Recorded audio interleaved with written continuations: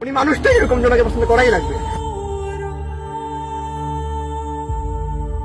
আগামী 100 বছর 1000 বছর পরেও এই মাটি যদি টিকে, তো মনে রাখো এই মাটি শহীদ শরীফ উসমান হাদি রহমাতুল্লাহ আলাই আমার দেশের এই মাতৃভূমির এই ইমানদার যুবকের নাম আগামী 1000 বছর পরেও শ্রদ্ধার সাথে কলিজায় কলিজায় স্মরণ হবে।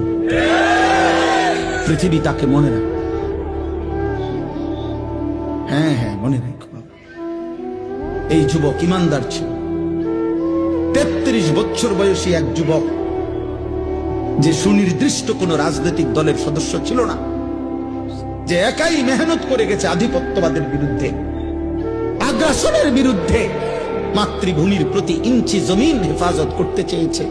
তার সামর্থ্যের সবটুকু দিয়ে সে বলেছে, সে পাক্কা নামাজি ছিল, 5 ওয়াক্ত নামাজ পড়ত, ফজরের নামাজ প্রতিদিন জামাতে করত, ফজরের নামাজ ক্যাম্পেইন করত, সাথীদেরকে ফজরের নামাজের জন্য উঠাইতো, ফজরের নামাজের বন্ধুদেরকে সাথে নিয়ে এরপরে ঢাকা 8 সংসদীয় আসনে ওয়ার্কিং করত প্রতিদিন ফজরের নামাজের পরে। তুমি খবরে দেখো,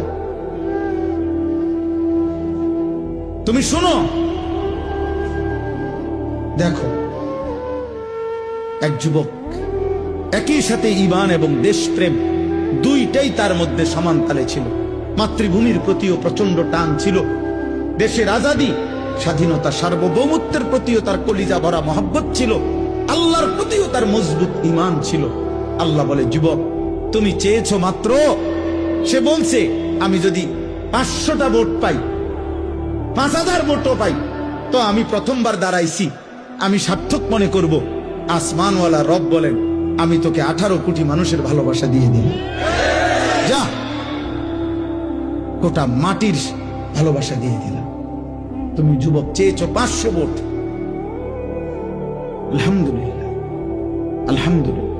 কি আশ্চর্য যুবক বলো, এই দেশের লক্ষ আলেম, মুফতি, মুহাদ্দিস, ইমাম, খতিব, মুয়াজ্জিন, ওয়াইজ, পীর, বুজুর্গ, আউলিয়া, তালিবে ইলম, হাফেজে কোরআন, আল্লাহর দ্বীনের সবাই, আবার সাধারণ থেকে সাধারণ মানুষ, রিস্কাওয়ালা, ট্রাকওয়ালা, ঠেলাওয়ালা, কুলিওয়ালা, দিন মজুর, বুড়া মানুষ, জওয়ান মানুষ, বাচ্চা মানুষ, সব তার জন্য চোখের পানি ফেলে অজরে কাঁদছে।